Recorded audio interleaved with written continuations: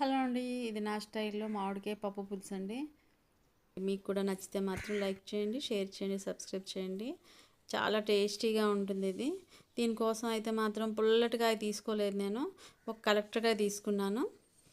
అది చిన్న లైట్ పులుపుగా ఉంటుంది ఒక కలెక్టర్కాయ అంటేను. మరీ పుల్లటికాయ అయితే చాలా పులుపు అయిపోతుంది పప్పు అంతా, అందుకని చెప్పేసి ఒక కలెక్టర్కాయ తీసుకోండి.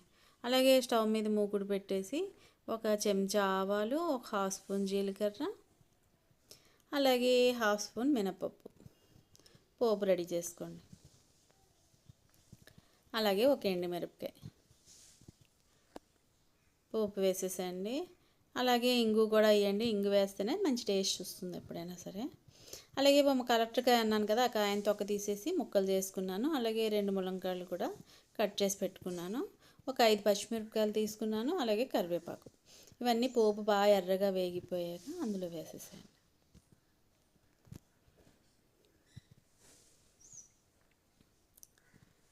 ఇది మీకు సింపుల్గా అయిపోతుంది, చాలా టేస్టీగా కూడా వస్తుంది.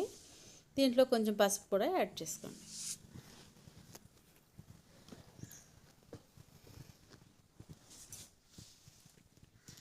పసుపు యాడ్ చేసుకున్నాక ఇందులో మనం ములంకాడ అవి ఉడకాలి కదండి, ఉడకడానికని కొంచెం నీళ్ళు కూడా యాడ్ చేసేసేయండి.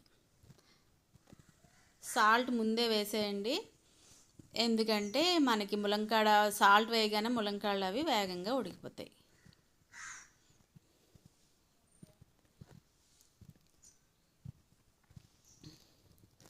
అలాగే ఇందులో చిన్న గ్లాసు నీళ్ళు వేసేయండి. వేసేసి మూత పెట్టేయండి.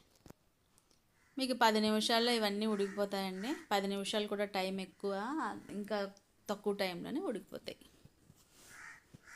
అలాగే కందిపప్పుని ఒక గ్లాస్ కందిపప్పు తీసుకొని ఉడికించేసి పెట్టుకున్నాను అనమాట. పప్పుని మెత్తగా చేసేసుకున్నాను. ఒక 4-5 విజిల్స్ ఉంచుతాను, కానీ పప్పు మెత్తపడదు. అలాగే 7 వెల్లుల్లి రెబ్బలు ఉన్నాయి కదండి, తొక్క తీసేసి పక్కన పెట్టుకున్నాను. అది మాత్రం చిన్నది దంచేసేయండి.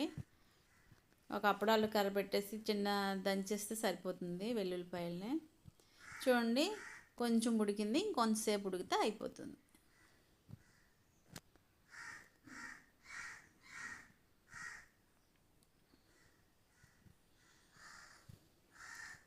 మళ్ళీ ఇంకొకసారి తీసి చూసుకుందాం. చూడండి, ఉడికిపోయాయి. మీకు ఎప్పుడైనా సరే సాల్ట్ ముందు వేసేసామంటే మాత్రం చాలా వేగంగా ఉడికిపోతుంది. అలాగే ఉప్పు కూడా పడుతుంది అన్నమాట ములంకాళ్ళకి. ఈ వెల్లుల్లిపాయలు చిన్న చితక కొట్టేసి ఇందులో వేసేసేయండి. వెల్లుల్లిపాయలు ఎప్పుడైనా పోపుల కన్నా మామిడికాయ పప్పులో ఇలా పచ్చిగా వేస్తే మంచి సువాసనతో చాలా టేస్టీగా ఉంటుంది. మనం ఉడకపెట్టుకున్న పప్పు అంతా ఇందులో వేసేయండి. అలాగే గిన్నెలో మన పప్పు గట్టిగా కాకుండా పులుసులా చేసుకుందాం అనుకుంటున్నాం కదా, అందుకని చెప్పేసి ఇందులో కొంచెం నీళ్ళు వేసేయండి. వేస్తే పలుచగా ఉంటుంది.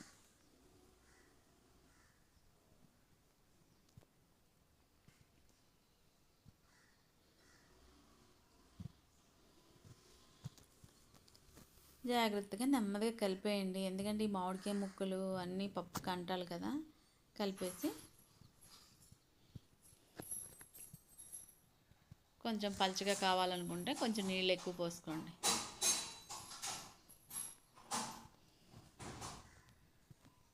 చూడండి, నేను పలుచగా చేసేసుకున్నాను.